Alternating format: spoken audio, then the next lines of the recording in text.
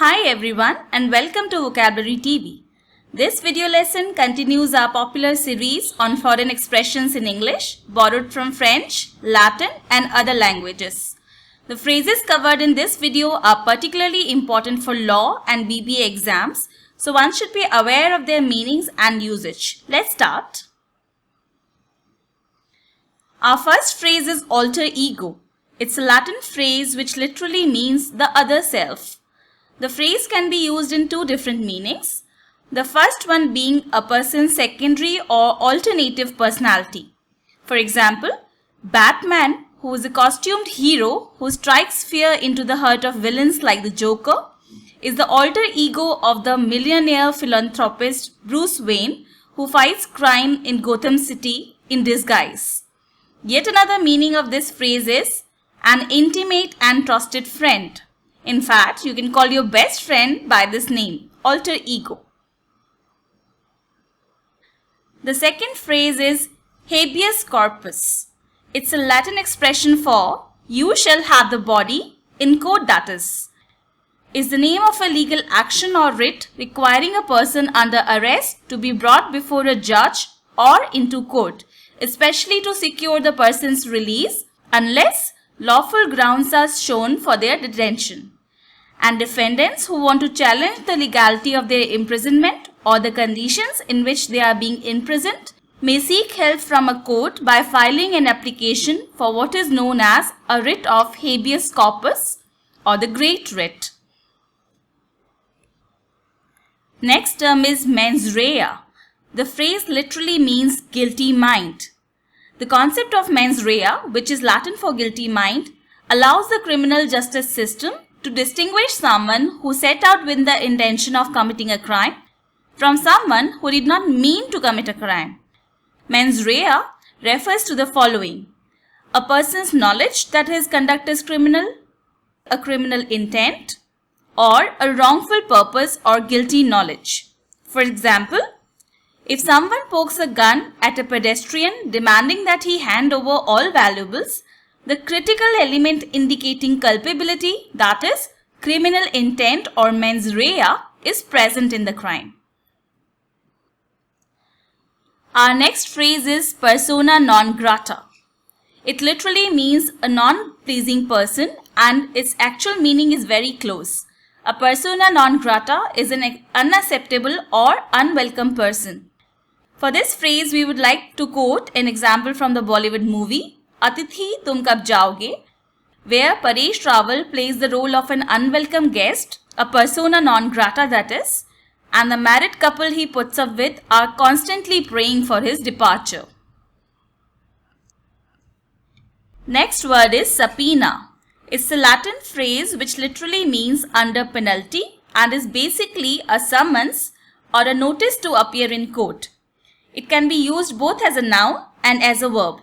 An example sentence would be, considered a key witness in the case, the doctor who was in charge of Arushi's medication was issued a subpoena by the court to appear on the date of the next hearing. The next important phrase is modus operandi, which can be memorized as mode of operation or way of operating, and its actual meaning would be a particular way or method of doing something. An example from the legal world would be that of cybercrime, and I am sure you must have come upon mails captioned as following: you have won a lottery. In one of the most common cases of cybercrime carried out through emails, the modus operandi is quite simple. Non-suspecting recipients of the captioned email getting caught up in their greed and depositing money in unknown bank accounts as administrative charges for claiming this lottery. Next is ex gratia. The phrase literally means from favor and is generally used with reference to a payment done from a sense of moral obligation rather than because of any legal requirement. An example of ex gratia payment could be the compensation that may be provided from the government to the victims of natural calamities. Next phrase is de jure. Well, it literally means of law and it can be used both as an adverb and as an adjective to describe something that is as prescribed by law. We must note here that in the course of ordinary events, the term de jure is superfluous. For example, in everyday language, when one speaks of a corporation or a government, the understood meaning is a de jure corporation or a de jure government.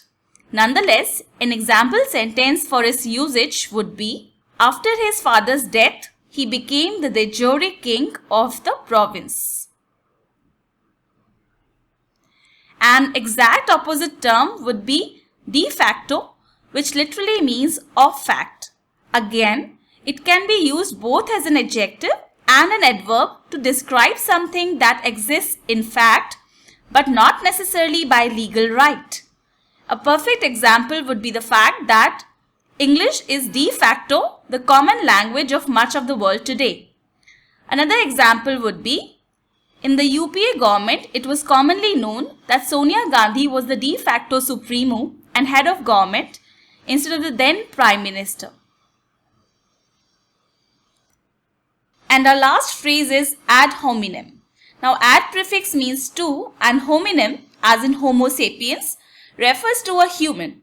So the phrase literally means to the person. The phrase is generally used in arguments and critical reasoning for a fallacy where someone attacks the person instead of attacking his or her argument. For example, in the following conversation, the blue guy proposes a hypothesis about global warming, and instead of attacking his argument, the orange guy attacks the person himself by saying that he is an idiot. The second meaning in which the phrase is used is closer to the literal one, that is, relating to or associated with a particular person.